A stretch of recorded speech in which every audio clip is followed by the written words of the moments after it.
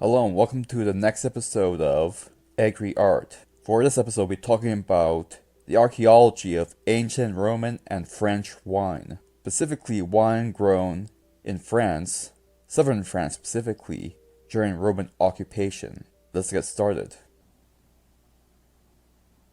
Recent archaeological surveys and excavations carried out in southern France identify many French Roman buildings and evidence of plantations from that era. The evidence found in most plantation pits are linked to vine growing, specifically grapevine growing, but these alone are not proof of local winemaking during that era. And during that era, the difference between the techniques used to make olive oil versus wine were not that different. So it's very hard to distinguish a winemaking facility of the ancient world versus an olive oil making facility. And so far more extensive search of these remnants and ruins was evaluated to determine whether or not wine was being made in that region during that time period.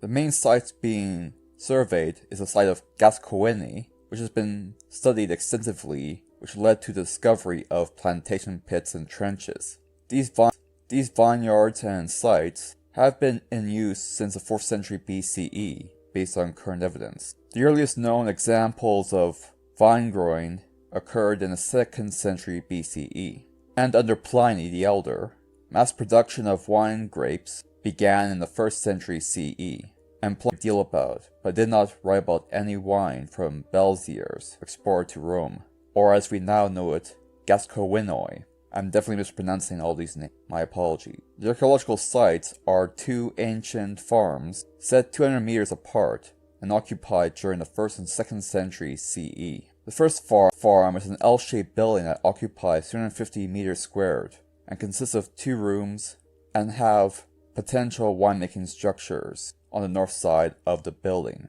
A vat and the remains of a press are located within the western side of that building, as well as several barrels that could be used to store wine or oil.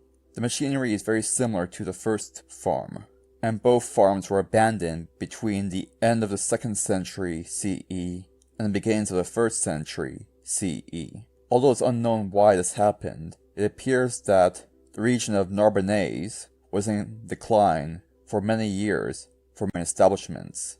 It is possible that the economic situation no longer favored small farms for winemaking or olive oil making, since the larger groups, such as the Valais, still prospered within that era. The evidence carried out by Dr. Verde suggested that both farms only farmed a limited area between 10 to 30 hectares, far smaller than the other farm units that are much larger. In modern times, these farms are now covered by wild forests containing wild pistachio, different species of oak, poplar, and ash, as well as various other woodland species of tree and shrub. The surrounding area has now been converted into other vineland farms and whatnot, and winemaking is still popular within this region even to this day. Using common archaeological techniques, remnants of different fruit and seed were collected from different locations. Most of the material comes from grapes and wheat, as well as various weeds such as Gallium spurium. Other fruit have been collected as well, such as apples, walnuts, and figs. There's also various weeds and other small fruit crops hanging around as well. However, there's only a few examples of the use of olives within this region. The majority of the pips of the grape seeds seem to be from wild grapes rather than cultivated grapes. This may indicate that wild grapes were still being cultivated during this era.